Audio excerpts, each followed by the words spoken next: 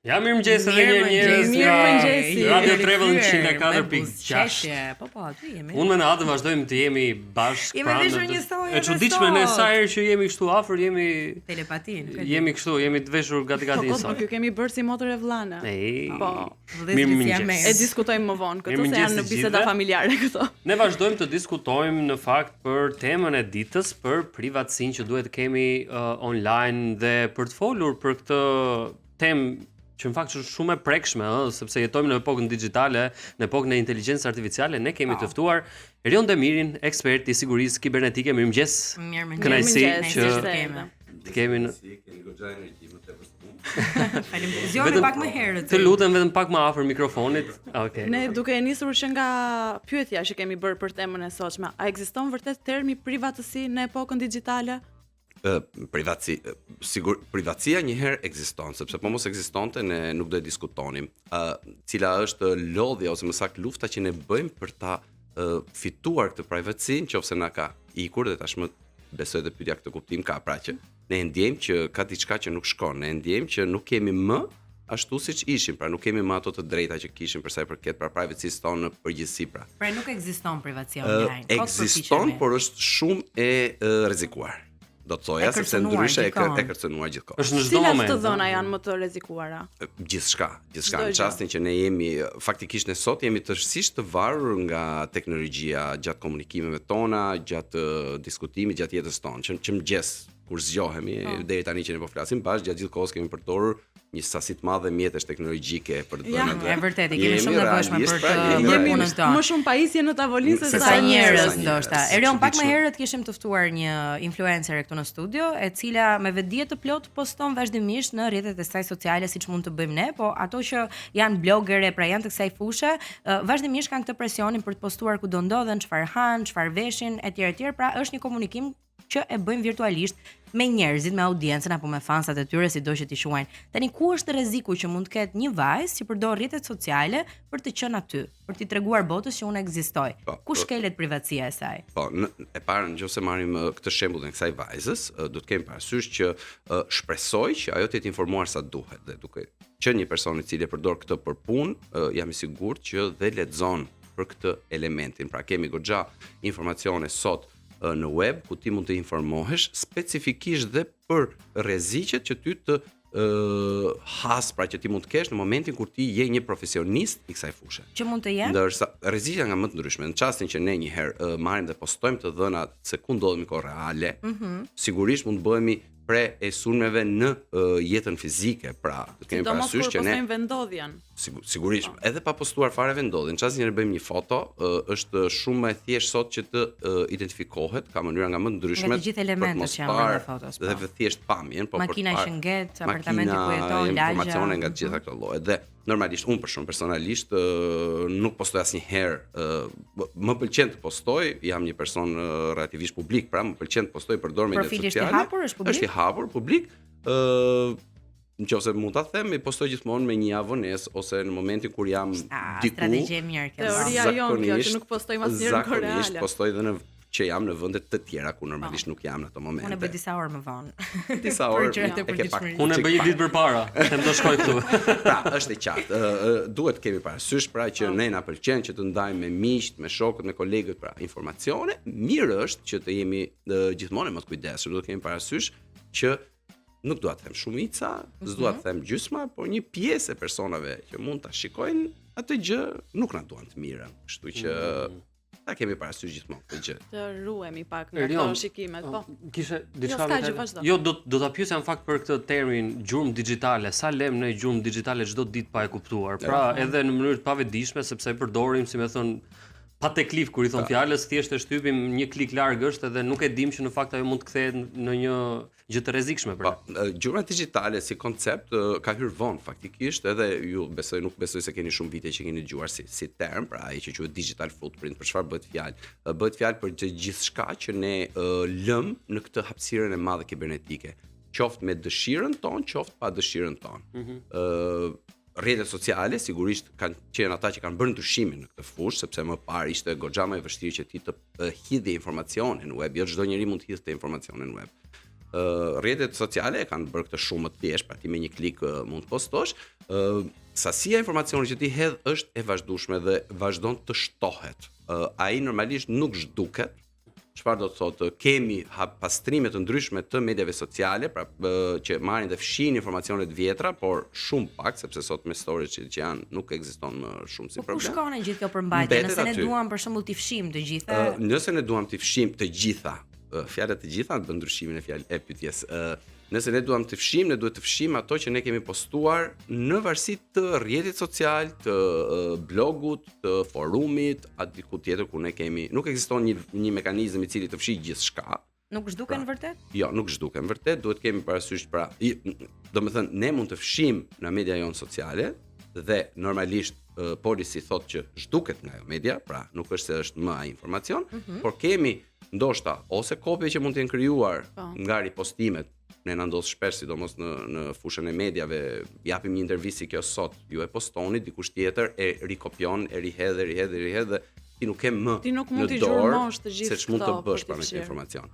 Por, për t'ju rikthy pak pyetjes, sidomos në momentin që kemi të bëjmë me moshat e reja, pjesa e digital footprint pra është një nga diskutimet shumë të mëdha, për shkakun se moshat e reja në përgjithësi nuk janë aq të pjekura ose më saktë ndryshojnë shumë shpejt me kalimin e kohës. Pra, pas një viti kanë koncepte komplet të ndryshme për jetën, për veten e tyre. Dhe nuk ju pëlqejnë ato që kanë postuar më herët. Dhe jo vetëm nuk pëlqejnë, por mund të shantazhohen në bazë të gjërave dhe ndodh fatkeqësisht rëndom. Cila është strategjia më e mirë në këtë rast? Informimi, ajo që sa duhet i mbajmë. Kjo gjë diçka shumë interesante, e nis pyetjen pastaj thua diçka tjetër e cila ndryshon koncept atë drejtimin e përgjigjes. Sa duhet i mbajmë? E para një herë, në çastin që ne ndjehemi komod dhe jemi koshient për çfarë jemi, për çfarë bëjmë, për rreziqet në përgjithësi, mua nuk ka ndodhur asnjëherë që të fshi, me thënë drejtën, informacione dhe që kam hedhur në media sociale, mbaj mend që nga kohët kur hap Facebooku. Paçka se mund të ketë foto aty që kemi qenë të rinj. Pak më herët për ato statuse që bënim ne kur ishim gjimnazist. Po, normalisht një dashuri e momenti, diçka që ndoshta sot kur ti merr një status tjetër, mund të ndjehesh pak si më i prekur, pra mund të mos ndjehesh në atë formë. Megjithatë, shumë e rëndësishme sidomos për të rinjt, sepse të rinjt janë ata që përdorin më shumë media sociale dhe që hedhin informacione në çik si pa menduar. Është kjo që të mendojnë çik më me kujdes se si do të ndjehen nëse ajo foto, ai postim, ai shkrim do të lexohej mbas 2 ose 3 vitesh. Sidomos është ajo mosha nga 14 deri në 18 vjeç, pra kur ti ndryshon drastikisht, ndryshon shumë. Dhe ka ndodhur, vazhdon të ndodh që persona të këtij në çastin që hyn pastaj në marrëdhënie pune, nuk ndjehen mirë, nuk po themi pastaj në shantazhimet që janë goxha më të rënda. Kjo është çfarë mund të bëjmë individualisht me profilet tona personale. Po ndodh që ka edhe ekspertë të fushës të dedikuar që paguhen mirë për të fshirë përmbajtje që mund të jenë shumë të rëndësishme për një kompani apo një personazh publik që mund të jetë i fuqishëm, për përmbajtje që mund të jenë të publikuara nga persona dashakeq nëpër portale, nëpër aplikacione të ndryshme. Po ndodh kjo? Ndodh, nuk mendoj që ekzistojnë, duke mos ekzistuar mekanizma teknik për ta bërë këtë të mundur, ka goxha dhe abuzim. Çfarë do thotë, më ka ndodhur pikërisht dje për diçka, meqense jemi në media dhe meqense jemi dhe në fushën e mediave, problematika e lajmeve të ndryshme të cilat kopjohen ande këtej për persona të ndryshëm, të cilat mund të jenë të sakta ose mund mos jenë të sakta, pra mund të jenë vërtetë ose jo. Që persona të caktuar kanë dëshirë që të mos të jenë më. Nuk ekzistojnë mekanizma teknik për ta bërë këtë gjë tërësisht. Çfarë do të thotë, në çastin që informacioni shpërndahet në web, nuk ekziston një mekanizëm i cili me një klikim ty të jep mundësinë që të fshish gjithçka që është shkruar për ty ose është kopjuar për ty. Për këtë arsye ka dhe shumë të tepër abuzim, zakonisht ka persona që thonë po unë e bëj këtë gjë. Normalisht nëse thotë unë e bëj këtë gjë, ai nuk e bën dot tërësisht. Pra mund të jenë, e kam fjalën për video virale që mund të bëhen me njerëz që fillojnë në çastin që bëhen në këtë formë, nuk mendoj që persona të cilët kërkojnë pagesa për këtë gjë janë rruga e duhur për të shkuar. Mendoj që ne rruga e duhur është drejtohesh në institucionet tona. Institucionet tona kanë mekanizma të cilat gjithashtu nuk janë 100%. Dhe kjo është problematikë, nuk është një problematikë e Shqipërisë vetëm, është në gjithë botën, në gjithë mënyrën si funksionon networku. Networku kështu funksionon. Nuk kemi mundësi që ne me një klik ose me një dëshirë të mirë të marrim dhe të fshim gjithçka ose sepse për ndryshe do të kishim dorë pastaj që dhe të manipulonim gjithçka. Kështu që rruga drejt institucioneve është ajo që unë gjithmonë rekomandoj. Patjetër është shumë më e thjeshtë që ti të jesh më i kujdesshëm përpara. Pra ti të jesh informuar përpara për me shpresë mos arrish deri aty. Erion, diçka tjetër për cilën na kanë këshilluar të kemi kujdes është përdorimi i wirelessit publik. Pra ne lidhemi me wirelessin në çdo lokal, në çdo institucion, në çdo vend ku shkojmë. Cilat janë rrezikët në vetvete në këtë përdorim? Nëse për dhe një informacion pak më kështu e keni vënë re që kur shkoni andej këtej nëpër Europë sidomos nuk ka wireless siç kemi ne në Shqipëri, që ti mund të kërkosh wirelessin e lokalit, jo, edhe t'ja kërkosh lokalit të pasurin dhe të ta japi, është shumë më pak se sa në Shqipëri. Pikërisht për sa i përket që ka të bëjë me mënyrën se si konceptohen dhënat dhe se si janë dhe rregulloret e dhënave. Ne në Shqipëri kemi çik më pak të rregulluar, me ligje kemi të rregulluar, po në praktikë nuk e kemi të rregulluar dhe ne e quajmë krejt normale që kudo që të ulemi të kërkojmë passwordin e wirelessit. Duhet kemi parasysh për të këtë pyetjes që të dhënat tona në çastin që ne përdorim një wireless pra në një lokal, në një vend publik, kalojnë nëpërmjet pajisjeve të këtij vendi publik, qoftë ai një bar, restorant, ku ka rëndësi, dhe sigurisht ne kemi më pak kontroll mbi to. Nëse kemi parasysh, nëse ne përdorim celularin dhe lidhemi me anë të rrjetit të WAN, Vodafone, kështu me radhë, patjetër dhe aty të dhënat tona kalojnë në disa pajisje, por që janë në kontroll të disa kompanive, të cilat duke qenë më të mëdha kanë dhe rregulla shumë më strikte. Në çastin këto dhënat tona para se të shkojnë atje, kalojnë tek këto pajisje të këtyre vendeve, sigurisht ne kemi më pak kontroll dhe vet ato zakonisht nuk kanë praktikat e duhura për mënyrën se si menaxhojnë këto dhënat, sigurinë e këtij networku e kështu me radhë, mund të bien prej disa lloj sulmeve. Nuk po i hym këtu se sa të mëdha janë, se është një sasi shumë e madhe sulmesh, por që sigurisht sa më pak që ne të përdorim rrjetet pa njohura, kjo është me vija të trasha, aq më mirë është. Thuhet gjithashtu që nuk duhet të publikojmë dokumentat tona, pra po flas kartë identiteti, pasaportë, se kemi këtë fiksimin në udhëtime, pasaportën dhe biletën. Po ndërkohë, po ta mendojmë në aplikacionet që ne përdorim, ne kemi të vendosur kartën e kreditit, kemi të vendosur numrin e pasaportës sepse kemi prerë biletën. A nuk është i njëjti risk? Jo, nuk është i njëjti. Sigurisht patjetër nuk është i njëjti risk. Me publikime shohim më shumë njerëz. Ajo që do të kemi parasysh është që për të kthyer jemi përsëri tek ajo gjurma digjitale që po themi, në momentin që ne hedhim sasi të ndryshme informacionesh, këto mund të jenë të ndara nga njëri tjetri në kohë dhe në hapësirën kibernetike, pra në vende të ndryshme, por që mund të merren dhe të katalogohen, sot sidomos me mekanizmat që po ofron inteligjenca artificiale është bërë shumë e thjeshtë kjo, por para kishte persona të cilët merreshin, mund të kenë persona që merren me muaj, me vite për të mbledhur dhënat tona dhe për të na sulmuar në një formë caktuar.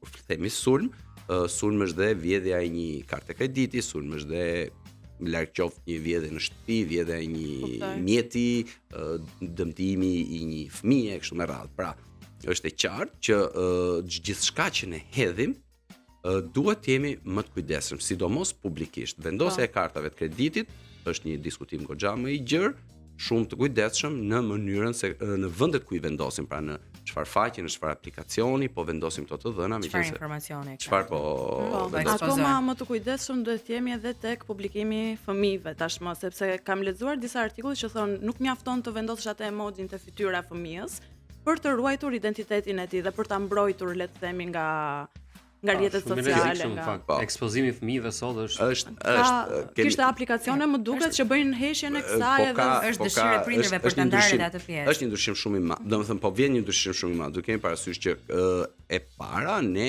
nuk ishim mësuar njerëzit, popullata në përgjithësi botërore nuk ka qenë e përgatitur për këto gjëra që kanë ardhur që nga krijimi I rrjeteve sociale,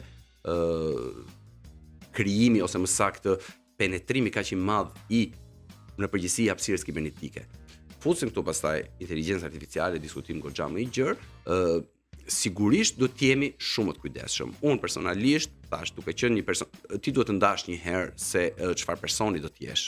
Ai njeh ai sa duhet dhe a do të jesh një person publik apo do të jesh një person I rezervuar. Ne kemi kolegë tanë të cilët nuk kanë asnjë lloj media sociale nuk kanë asgjë, po ti bësh një search kudo që të bësh një search në web, nuk gjen asgjë për Po ta. mirë, a je më i sigurt nëse i mban profilet e tua private, ke vetëm disa ndjekës edhe publikon fotot e tua të familjes tënde? Sigurisht jam më i sigurt, sigurisht jam më i sigurt, por pastaj do të heqësh pra të pjesën tjetër, pra juve si person të medias nuk mund të keni një profil të këtill ose mund të mbani 2 profile ndoshta, por nuk mund të keni një profil tërësisht të rezervuar sepse është pjesë e punës tuaj që ju të jeni publik, që ju të keni kontakte me njerëzit. Megjithatë kush ka dëshirë Xhana mund të hakojë edhe këto profile Jo private. që thjesht, jo që thjesht, por filtrim, patjetër, Krahas filtrim. kësaj Erion ne kemi tendencën të shkarkojmë edhe pafund aplikacione në telefonin ton, sepse ndoshta ata që nuk kanë informacion lidhur me sigurinë kibernetike thon çfarë i duhet WhatsAppit, fakti që un dërgoj foto, mesazhet me kë flas un, identifikimi me shenjën e gishtit ose me fytyrën. Ç'intereson aty nga 8 sa banor ka bota? 8 miliard. Po. 8 miliard. Me mua do merren thon? E para, po, me të do merren, shitja e të dhënave sot, të dhënave personale është nga tregjet më të mëdha botërore, bëhet fjalë për miliarda dollar fitime dhe shitje. Pra, sigurisht mbledhja e dhënave dhe tregtimi i tyre ku nuk po përmend specifikisht mënyrat e komunikimit pra dhe mediat sociale, por kemi pasur dhe gjyqje të mëdha që janë bërë për këtë gjë nga mediat ndaj mediave të mëdha, pra të cilat mblidhin të dhëna dhe ato kanë përfunduar në duart gabuara, nuk ka rëndësi se kanë përfunduar. Për t'ju kthyer pastaj asaj pjese, çdo e dhënë jona nuk është specifikisht a ka interes apo jo WhatsAppi ose dikush pra media sociale, por duhet kemi parasysh që ka organizata të tjera jashtë këtyre mediave sociale, të cilat merren me këtë gjë specifikisht. Por kuriozitet, dje, patjetër nuk e keni vënë re, besoj, sepse është shumë teknik si lajm, në Pakistan, Pakistani është një vend i cili ka diku tek 50 disa milion abonentë të WhatsAppit. Përvendosën një mekanizëm specifik nga WhatsAppi, meqense kishte shumë problematika në hakimin ose në vjedhjen e këtyre akaunteve nëpërmjet asaj që ne i quajmë social engineering, pra nëpërmjet mashtrimit. Dhe është detyruar Meta që specifikisht për Pakistanin të krijonte një mekanizëm për ta paksuar mënyrën, pra mundësinë e marrjes së këtyre akaunteve. Është një diskutim i vazhdueshëm, nuk ekziston fjala që duhet X-it për të dhënat e Për sa kohë ne japim akses vet, edhe nuk i lexojmë ndonjëherë ato termat e privatësisë. Po tani kemi kohën të lexojmë gjithatë. Jo, tani kam 2 pyetje, dhe jam shumë kurioztar për të dyja. E para a është e vërtet kjo gjë që ne na përgjohen telefonat, sepse nëse ne flasim për një produkt caktuar ose kam interes për të blerë diçka tani, sapo të hap faqen time të Instagramit, është e sigurt që do gjej një reklam për atë produkt që un jam duke folur. Nuk e kam me ty në fakt që po më dëgjon tani. Tani kjo është interesante për t'u bashkuar kësaj pyetjes tënde. Ka disa video që qarkullojnë në TikTok me njerëz që pyesin ChatGPT-n për mënyrën se si duken. Chati është chat. Dhe i thot ato pëlqejnë syze që kanë mbi kokë, diçka e tillë dhe ai e aprovon, e miraton ose e korrigjon. Mira, ai mund ta bëjë a priori, çati mund ta bëjë, më thën po. Janë dy pyetje të ndryshme. Në momentin që vetë i thua që unë e kam vënë re që gjatë kohës që flas pak më vonë më shfaqin reklama, mendoj që e ke marrë përgjigjen e pyetjes. Jemi mirë. Të paktën jo kaq të shtrenjtë ta morë njerëz. Deri para pak kohësh nuk kemi pasur as provën teknike për këtë gjë, por kemi pasur disa prova teknike dhe kemi pasur dhe disa çështje gjyqësore që janë hapur, sidomos në mediat sociale për këtë gjë. Pra, mekanizmi ekziston, përdoret, se sa përdoret dhe si përdoret ka të bëjë pastaj me faktin se sa i rregulluar është e media sociale dhe ai ndryshon. Do kemi parasysh rregullat e mediave sociale nuk kanë qenë këto para ca kohësh dhe nuk do të jenë këto mbas shumë pak kohësh. Pra gjatë kohës ato ndryshojnë. Por që mekanizmi ekziston dhe përdoret dhe është përdorur, nuk ka diskutim dhe nga ana teknike. Patjetër do të kemi parasysh që këto pajisje që ne kemi me vete janë pajisje të cilët në aspektin e hardware-it, pra në aspektin teknik e kanë mundësinë. Pra kanë dhe kamera dhe shiqur zotit kanë 2-3 kamera ca para ca mbrapa shumë rrallë, kanë mikrofon dhe në rastin më të mirë përdoren nga shoqëri të tilla të mëdha, në rastin më të keq mund të hakohen dhe mund të përdoren nga persona shumë më afër nesh për të bërë të mundur përgjimin kohë reale për të bërë të mundur regjistrimin pranë kohë reale. Nuk mos e mendoni që është një person nga krau tjetër me kufje, me tela si dikur. Nuk është ashtu, të dhënat thjesht ruhen, katalogohen, inteligjenca artificiale përsëri emëruesi përbashkët bën dhe filtrime të caktuara dhe sot është shumë e Dhe mban informacionet që nuk do vetëm përmes telefonit, do edhe përmes televizorit. Nëse televizori varet nga lloji i televizorit. Televizori duhet shikojmë një herë a ekziston mundësia teknike pra si hardware. Në çastin që ne kemi mund ta keni vënë re telekomandat e sotme, një pjesë e tyre ka një shenjë mikrofoni, aty ka një vrim të vogël që është një mikrofon që ti mund të flasësh, të japësh komanda televizorit. Në këtë moment ai është i aftë që të marrë të dhëna. Nëse më përpara ti vetëm shikoje. Kemi pastaj më pak televizore janë që kanë kamera, megjithatë në çastin që ai ka dhe kamera, është i qartë që mundësia teknike ekziston. Erion, e tham që të gjitha po na përgjojnë, gjithë po na marrin të dhëna me televizor, me laptop, me telefon tani. Duke u kthyer pak te privatësia që e kishim merak, një gjë të fundit. Në të ardhmen me këtë ritëm që po ecën teknologjia, mendon se privatësia do të ngelet thjesht një mit i të kaluarës apo do të ekzistojë deri diku? Nëse ne do të jemi të lidhur në këtë rrjetin e famshëm, privatësia nuk do të jetë kurrë ashtu siç ne e kemi menduar më parë. E vetmja mënyrë nëse ti shkëputesh totalisht nga ky gridi, pra nga kjo rrjeti e madh, nëse ti shkon diku në një vend shumë remot ku nuk ka as energji elektrike, ti nuk përdor pajisje teknologjike, okay, mund të mendosh që ti jesh pa u shkëputur nga kjo tre këshilla, çfarë mund të bëjmë për ta ruajtur sa më shumë të jetë mundur privatësinë? Këshilla e parë një herë, këshilla e parë pas mbylljen e rrjeteve sociale. Informacion, jo, do të ishte është censur shumë e madhe, nuk mendoj që njeriu duhet kthehet kaq mbrapa, domethënë në varësi të personit, sigurisht varësi të personit. Numri i vogël i njerëzve që kanë bërë këtë ndoshta.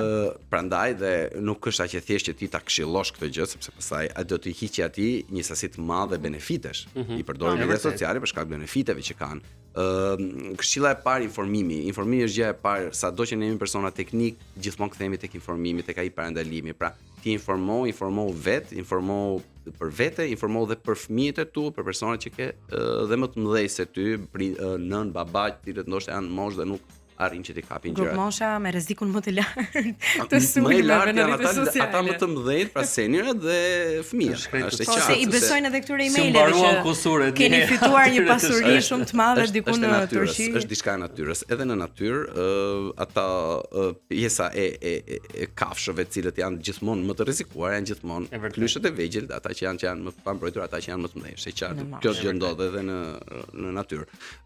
E dyta, sidomos informimi për sa i përket ose leximi me kujdes i gjithçka që ne marrim dhe instalojmë pajisjet tona elektronike. Pra jo gjithçka që ne na thuhet është për të mirën tonë, bile më saktë sasi e vogël. Terms and conditions. Po, okay, jo vetëm grid, po dhe ato, të duhet ky aplikacion i ri për të pasur këtë gjë edhe deri tek update-et. Shikoj se ka dalë një update i ri i mos përmend s'ka si shumë emra, por ka dalë një update i ri Facebook, WhatsApp e kështu me radhë. Updated vetëm në momentin kur ne e ndjejmë që na duhet një funksion i caktuar. Kur janë ngadalësuar disa procese, ndoshta. Që ngadalsojnë enkas për të bërë updating, por është një temë shumë e gjatë. Ajo është diçka që po e bën edhe Apple për të shitur modelet e reja të iPhone. Domethënë bie cilësia në shumë drejtime. Pak më përpara rrallë janë ata të cilët na duan të mirën. Unë mendoj se gjithë njerëzimi duhet të updateuar sepse po shkon me ca ritme shumë të frikshme, ky është mendim personal. Erion Demiri, ekspert i energjisë kibernetike, faleminderit shumë që ishit me ne këtë mëngjes. Ditë mbarë, faleminderit. Jeni shumë energjik. Faleminderit. Rikthehemi pas pak me të tjera. Mirëmëngjes. Ja, mirëmëngjes gjithëve të tjerë.